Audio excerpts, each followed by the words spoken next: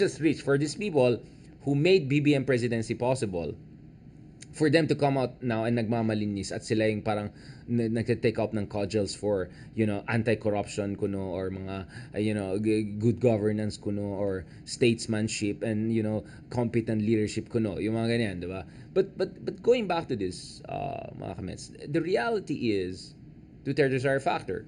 And this upcoming Sona is extremely, extremely important because, I mean, of course, the conspiracy theory was that if matanggal si BBM before this Sona, right? If BBM were to be removed before this Sona, the vice president could run again in 2028. So effectively have an Arroyo Senar. So some of the more paranoid minds were saying na there's an interest to make sure na BBM doesn't last until the upcoming Sona or whatever. Now, I don't want to get into that kind of a dark conspiracy theories and all, and I think that, it's a little bit of a quantum leap of imagination. But I think it's still important for us to see if Sara is going to be a no-show sa upcoming Sona. Because every year, isa sa mga pinaka-highlights ng Sona is obviously yung mga costumes nila, Amy Marcos and Sara Duterte. Again, for me, I support any effort to highlight our indigenous peoples, to highlight our cultural diversity, to highlight our beautiful traditions.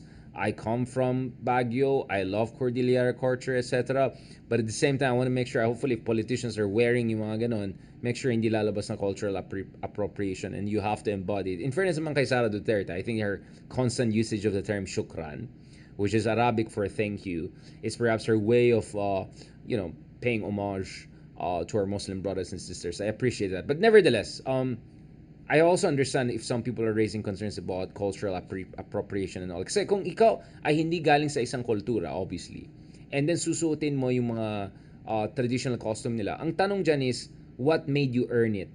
What made you earn it? Have you made special contribution to that community? Have you been a pillar of that community? Were you adopted as a datu, or adopted as a elder leader, or were adopted as a son of daughter of that tribe or community? So, hindi pwede yung susuotin mo lang yung damit ng ibang tao unless you have established linkages, service, if not even more, other kinds of ties. Otherwise, it's a form of cultural appropriation, right? But anyway, one of the things, nevertheless, that many people were looking forward is anong susuotin ni Sara sa darating na election, darating na Sona, right?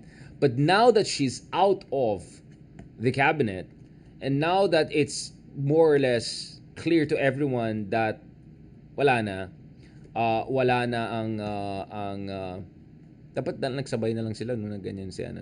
But ngayon na klarong-klaro na wala ng unit team. Magpapakita ba si Sara? And kung magpapakita si Sara, ano yung maging terms of engagement niya with BBM? What will be the body language? What will be the interaction? Right?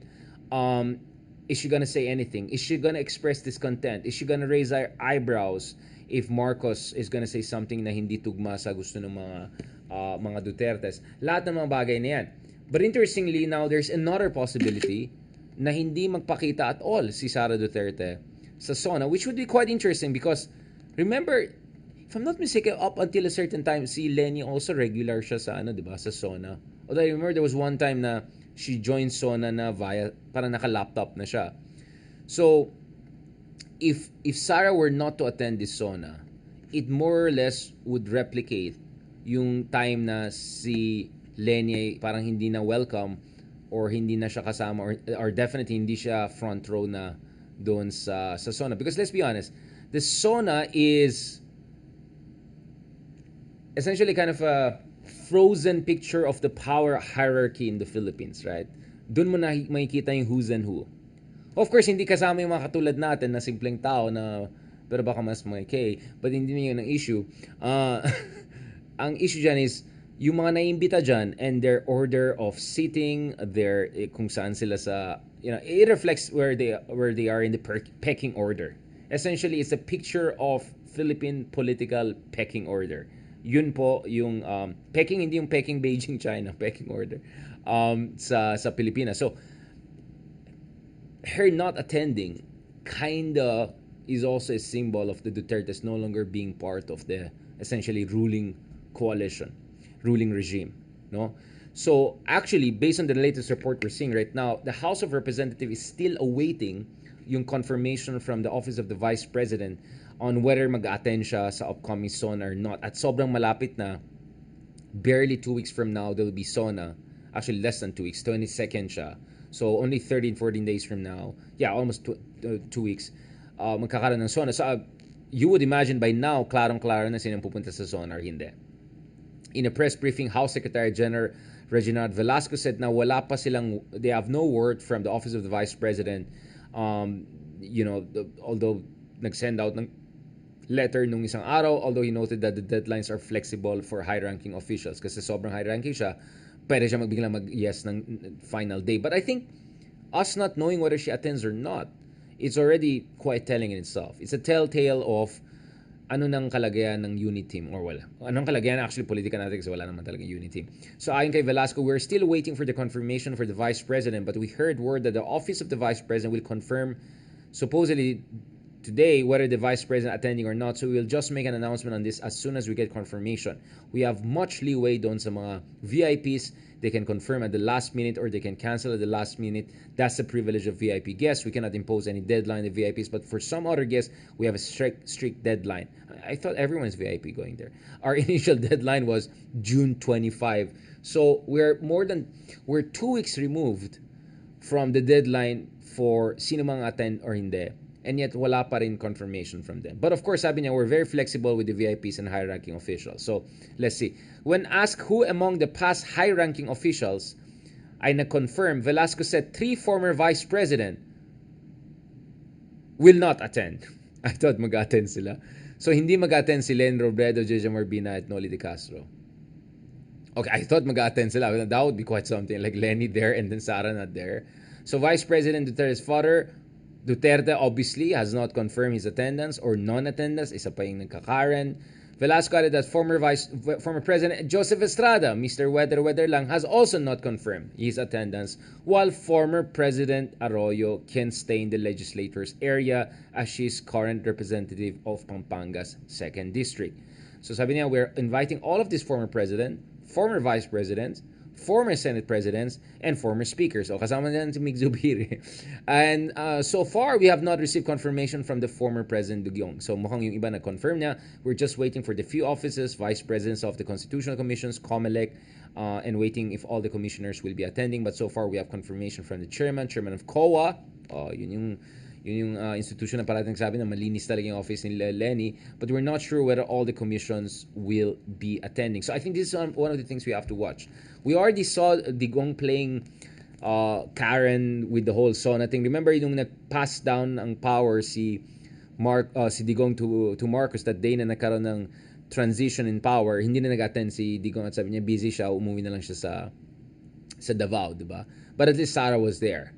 But now if none of the Dutertes are there, or at least Sara and the father are not there, that kind of tells you about the state of play, or at least that kind of tells you na wala nang pretension even to what is the new political reality in the country. So over 2,000 ang ininbita para mag-attend dito. So the plenary can just accommodate around 1,500. So baka maubusan kayo dyan, yung iba dyan. So we will put an additional 502 seats, so there are 1,814 total seats sa plenary, diba?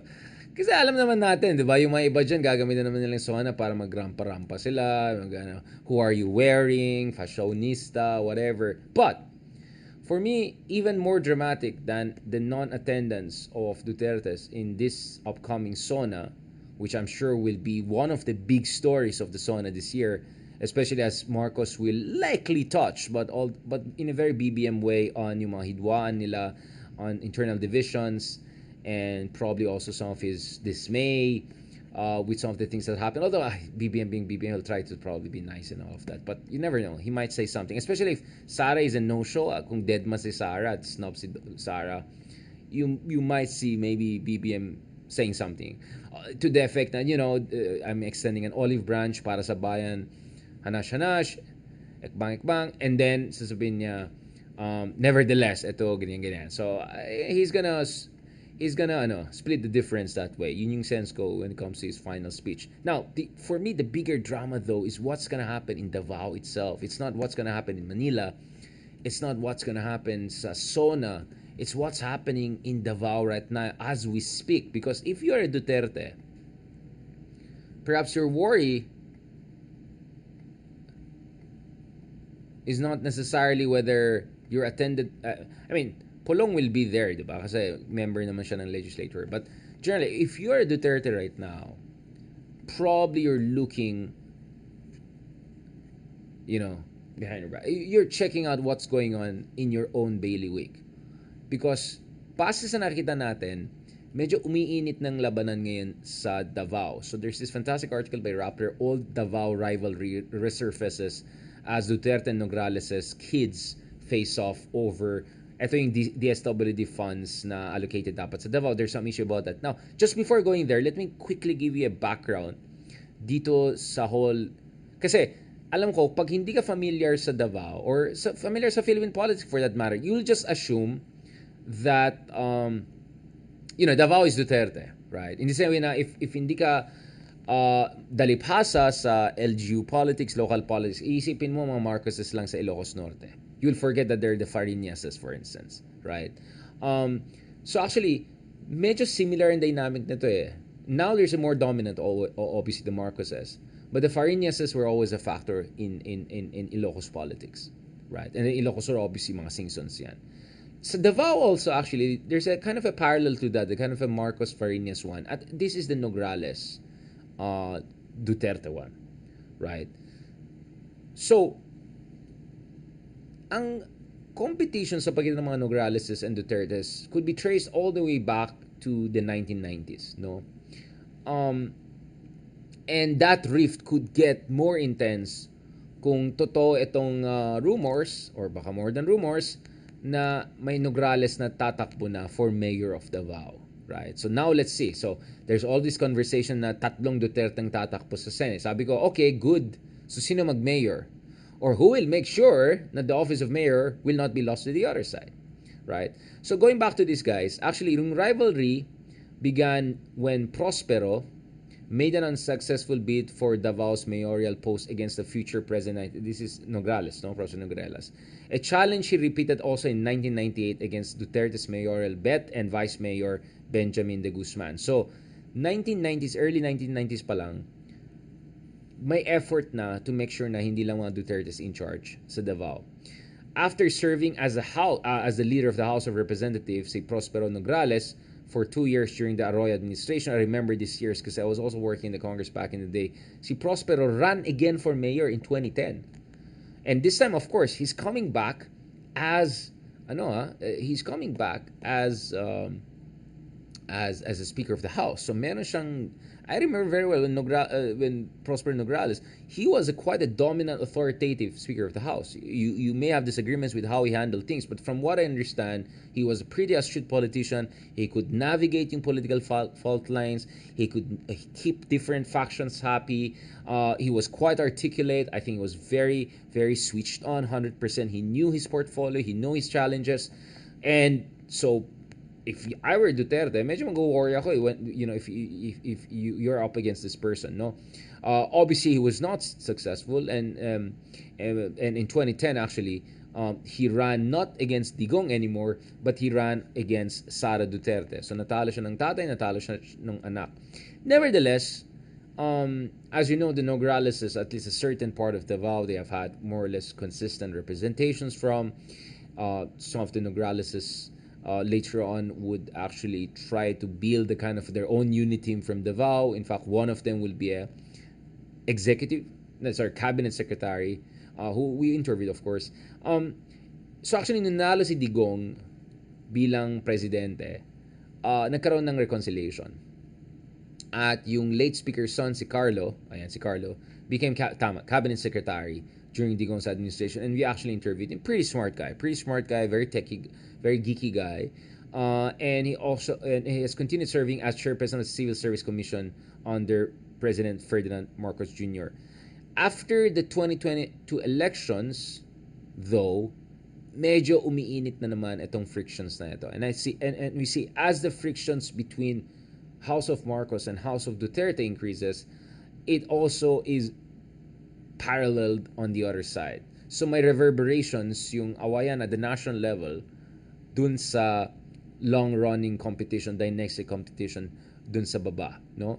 Um, and this is where actually many people began paying very close attention to anong mga next moves ng mga to. Is Pulong gonna run for mayor of Davao? And importantly, um, is Migs Nograles also gonna run? So, Migs, bakit Migs? Parang si Migs. Margarita pala to. I'm talking about Margarita, no? So, kasi recently medyo nagkaroon ng hidwaan at World War yung dalawa. Si Pulong, Duterte, Davao First District, at saka si Margarita Migs Nograles. Although si Nograles represents a party list para sa ng bayang atleta, PBA. I think you guys are familiar with this party list. Medyo nagkaroon ng hidwaan kasi Duterte announced that his office medical assistance program in Davao City ay nasuspend because yung pondo ay hindi dumarating, no, from Department of Social Welfare and Development, or allegedly medyo kulang na sa funding kaya hindi tuloy-tuloy. Yan. And outside Duterte's office in Davao, actually, my notice was posted informing the public about the suspension of medical assistance for private hospitals, allegedly nga dahil sa kakulangan ng budget. No? So remember, this is something that the Dutertes have been saying for quite some time, na parang kinakapos sila. No? Na their access to funds is no longer there. Obviously, in confidential fund, naalis na rin yan. But this is the complaint they're making, and this is one of the reasons that Dutertes are much more open and vocal about their criticism of the current administration. Because, of course, sinong Speaker of the House? Anong relationship ng Speaker of the House with Marcos Jr., right? On her Facebook page, though, nag-respond ito si Nograles, si Migs Nograles. Sabi niya, she cautioned against misinformation and black propaganda, saying that yung DSWD naman continues to fund yung mga medical assistance programs dyan sa Davao, and that the DSWD had no funds, the PBA wouldn't be able to provide continued support to that. So you can check her Facebook page when she posted something very long dito. Actually, Tagalog pala siya, no? You can check it yourself. So I'll post a screenshot lang for you guys to see. And then, of course, nag-respond si Pulong naman dito sa sinasabi ni Migs Nograles. Pero bakit Migs, no? Parang Migs is usually Miguel, di ba? Yun yung... Anyway. Margarita yata to, di ba? Ang response ni Pulong is, there's no black propaganda in that, and directly nag-response siya kay Madam Congresswoman, you all know the current situation. This is not fake news. You can verify in the DSW records themselves. It's clear now that there has been an exaggeration. It's clear now that money meant for the people is being used for politics. This is detrimental to our fellows. So there's, ayan na, diba? Like openly may mga accusations na may mga naumulitika, na apektuhan yung mga pondo for mga social programs, etc. So many people see this as essentially the beginning of a showdown next year, no? So the big question right now would be, will the Marcos administration essentially, or the administration ticket, go all in and try to support the Nograleses in the upcoming race? And to what degree? Again, I don't have on-the-ground information. Probably I'll try to ask my Davao friends, gaano ka-solid ang mga Dutertes pa rin sa Davao? Can they still hold on to the office of the mayor? Obviously, just to be clear, Migs Nograles has denied that she has plans to run for mayor in Davao. But, and obviously, I mean, anyone in her position would also say that. I'm not saying she's not saying the truth. I'm just saying you have every reason not to telegraph your plans, especially where you're going up against Dutertes, who are now really not in a good mood, right? Who are jittery, who are besieged, who are jumpy, if I can put it that way. But the expectation is, baka yun ang maging administration ticket sa Davao mismo. So that will be really next level challenge to the power of Dutertes, because even if may vice president pa rin sila, even if sabi natin isa or dalawa sa kanila makasenado pa, if they lose Davao, wala na silang political foundation. And it will be a very, very tricky situation. But then again, I don't know what's the risk appetite of Ms. Nograles, Congressman Nograles. I also don't know the risk appetite of BBM or Speaker of the House if they want to go all in. But that is one option they have, that they don't need to only go or just go after Dutertes at the national level, dun sa issue ng confidential funds, dun sa issue ng gentleman's agreement, and who knows if the ICC issue comes in. but uh, they also have an option of going for the jugular. Now, that raises another scenario. If Nograles takes over Davao, right, the mayor office, and then there's an ICC warrant of arrest, you can imagine, mas implementable yung ICC warrant of arrest if Dutertes are no longer in charge doon sa mga key institutions in Davao. So you can imagine this is a battle for survival also for one side. For one side is that it's an aggrandizement political move. For another side, it's also a battle of survival. So you could see, siguro the best case scenario for the kalabans of Duterte is make sure manalo mga Nograles, mag-take over sila ng City Hall, and then ICC comes in, and then they're gonna serve that. And then baka mauna pa si Kiboloy or something like that. You can imagine the stakes are really, really high here, right? And things are really getting jumpy and jittery. And let's be honest, very exciting. On that note, thank you very much. Maraming salamat mga kameta. I hope you appreciate and itong mga discussions natin. I believe it's not just speculative. I don't think maritas lang ginagawa natin. I think these are serious scenarios we're looking at. And remember, in politics, it's not only what you do and what you're capable of doing. It's also about your calculation. It's also about the scenarios you're looking at. It's also about risk appetite. So what we're doing dito sa mga meta natin is pinapakita ko sa inyo ano yung mga potential strategic calculation ng each side and what are the pros and cons of each of these moves, no? As of course, I don't pretend to have on-the-ground information on every corner of the country, but obviously Davao politics could become very, very interesting and no longer monolithic. On that note, thank you very much sa lahat ng mga sumusuporta sa atin, nag-follow sa atin. Please continue to support us and follow us. Thanks for your stars and supports and stickers. Thanks for your ratings. Pataas tayo ng pataas sa Spotify natin. I notice as we get more ratings on Spotify natin, Richard Hidaran, Deep Dive with Richard Hidaran, it's also, our episodes are getting also more viewers. No, that's how the algorithm works. The more you follow, the more you rate, the more people listen to you. So please continue to do that. Please ask other people to do it. I'm sure a lot of you have already rated us. We have close to 600 ratings already on Spotify. Our hope is to get around 1,000 ratings.